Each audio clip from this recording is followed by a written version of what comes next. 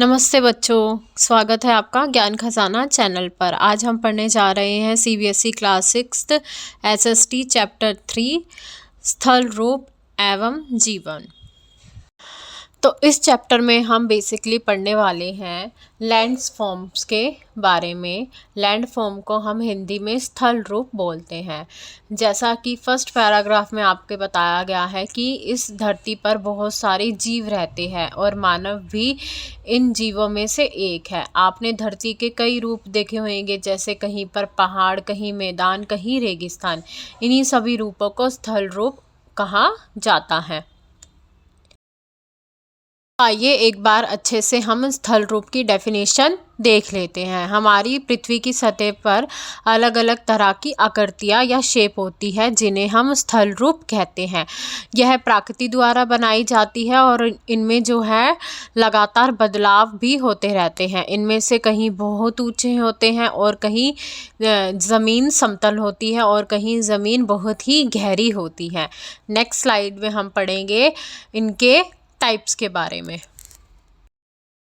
स्थल रूप को 3 भागों में बांटा जाता है। पहला है आपका पर्वत, जिसको हम इंग्लिश में माउंटेन्स बोलते हैं। दूसरा है पठार, जिसको इंग्लिश में प्लेट्यूज बोलते हैं। तीसरा है मैदान, जिसको हम इंग्लिश में प्लेन्स बोलते हैं।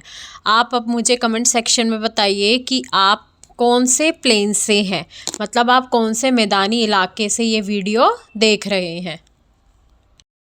अब पढ़ते हैं स्थल रूप का पहला टाइप, जिसको हम पर्वत बोलते हैं।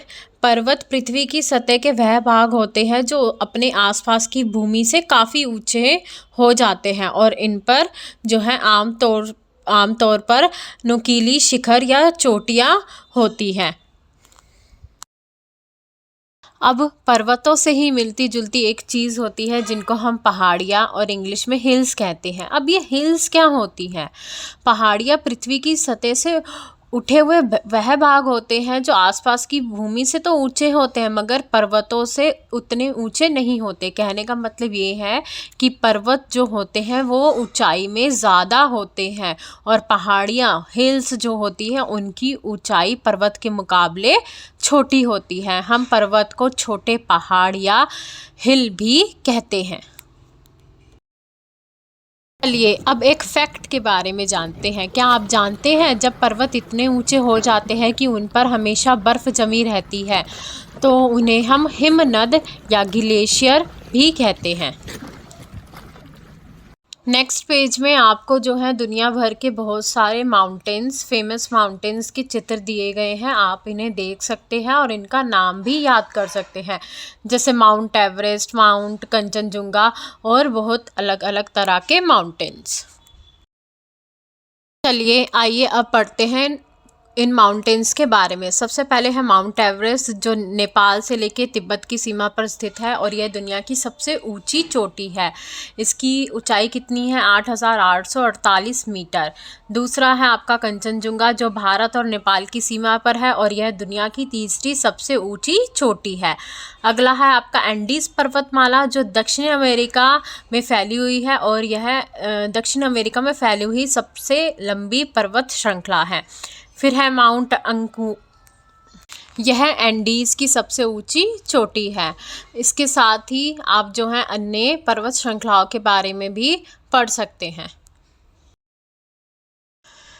नेक्स्ट पिक्चर में आपको विश्व के पूरे दुनिया भर के 6 पर्वतों की ऊंचाई दिखाने वाला एक रेखा चित्र है। आप इसके ज़रिए समझ सकते हैं। जो भी आपको चित्र में 100 मीटर, 200 मीटर, 300 मीटर दिख रहा है, ये इनकी एक स्पेसिफिक पर्वत की ऊंचाई इसमें दिखाई गई है।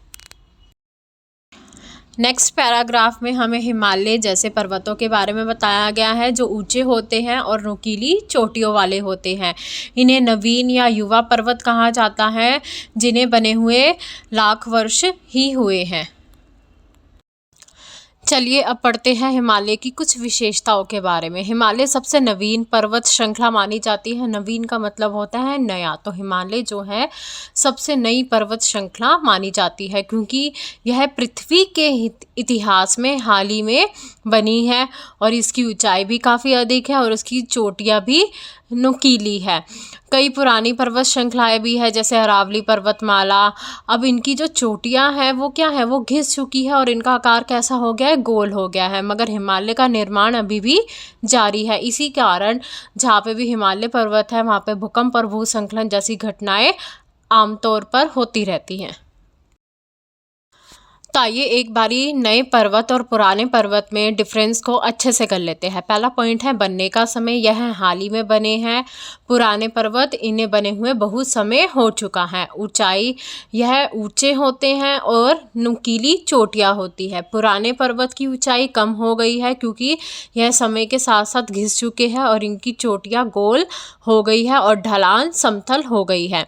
आकार, जो नए पर्वत होती है उनकी चोटियां कैसी होती है, नुकीली और ढलान चौड़ी होती है। मगर पुराने पर्वत की चोटियां गोल और ढलान समतल होती है। उदाहरण के लिए नए पर्वत में आ जाएगा आपका हिमालय पर्वत, एंडीज पर्वत, और पुराने पर्वत में आ जाएगा आपका अरावली पर्वत, पश्चिमी घाट, वेल्ट पर्वत। अब नए पर्वत की विशेषताएं क्या होती है कि यह अभी भी बन रहे हैं। जैसे कि हमने पिछली स्लाइड में पढ़ा था हिमालय के बारे में, हिमालय अभी भी बन रहा है और उसके आसपास के इलाकों में भूकंप और भूस्खलन जैसी गतिविधियां होती रहती है।